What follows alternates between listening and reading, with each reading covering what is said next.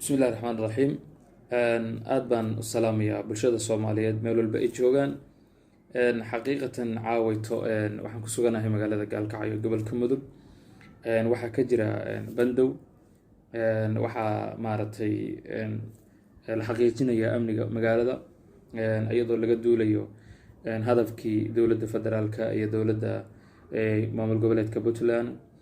waxaa la rajeynayaa insha Allah taala awaamirtaas in si fiican oo mug leh looga maray dhaliyo ayadoo waliba amniga iska soo xumaanayay oo iska noqday maaragtay meel dhaxaad. laakiin ilaahay waxaan weydiisanaynaa subxaanahu wa tacaala inuu maaragtay ummadda Soomaaliyeed cudurkan adduunka hareeyay oo maaragtay adduunka qarribay oo dunidii ka dhawaajiyay ilaahay inuu subxaanahu wa tacaala uga dhiga maaragtay uga fududeeyo ummadda islaamka dhammaantood. ilaahay subxaanahu wa tacaala waa wax yimid oo ah in lagu waana iyo ictibaar qaato. marka aad waxaan u salaamayaa meel walba ay bulshada Soomaaliyeed joogto. waxaan leeyahay hala daa'imo maaragtay wanaaga iyo sharafka iyo qiimihii lagu yaqaan dadka islaamka ah. waxaan rajeynaynaa markaas ilaahay subxaanahu wa tacaala inuu naxariistiisa nagu gallado. ilaahay subxaanahu wa tacaala cudurro badan oo jira ilaahay subxaanahu wa tacaala naga dulqaado, lana daa'imo wanaaga iyo sharafka aan lagana teginin.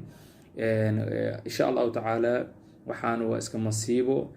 masiibadaasna maaragtay waxay ka mid tahay masiibooyinka imaanaya oo dhacaya ka mid tahay. marka waxaan u soo galay waxa weeye inaan bulshada Soomaaliyeed aan maaragtay wanaagii iyo sharafkii ay lahaan jireen oo lagu yaqaanay inay daa'imaan inaan maaragtay ku dhiirigeliyo. insha Allah tacaala la ilaaliyo istiqraarka iyo amniga iyo maaragtay wanaaga iyo sharafka in la ilaaliyo iyo qiyamkii Soomaaliya ay lahaan jirtay oo ahaa inay maaragtay mar walba dad isjecel oo is ixtiraamay yihiin. marka dhammaan ummadda Soomaaliyeed waxaan leeyahay dunida daafida meel walba aad joogtaan. insha Allah tacaala waxaan rajeynayaa ilaahay subxaanahu wa tacaala inuu inaga khafiifiyo oo ilaahay subxaanahu wa tacaala inaga yasiro xanuunkaas. insha Allah tabarna uma hayno dhaqaalana uma hayno, laakiin ilaahay subxaanahu wa tacaala waxaan ka rajeynaynaa inuusan maaragtay intaas uu inooga ekeeyo. 22 qof xanuunsanna ilaahay subxaanahu wa tacaala uu noo caafiyo. kuwa maaragtay uu ku soo socdana ilaahay uu ka celiyo subxaanahu wa tacaala. sida awaamirtana lagu siiyena waa inaan awaamirta qaadanaa. waxaa la yidhi ina almucallima watabiiba kilaahumaa, dhakhtarka iyo macalinku waa siman yihiin. hadda dhakhtarkii haddaad amarkiisa qaadan waxaa laga yaaba waxaan professional uu yaqaanaa. marka inaan laga dhaga adeeginin oo la qaato maaragtay talooyinka, sababta waxaa la difaacayo oo la rabo in maaragtay intii xalal la badbaadiyo waa naftaada, ilaahay baa wax badbaadsa.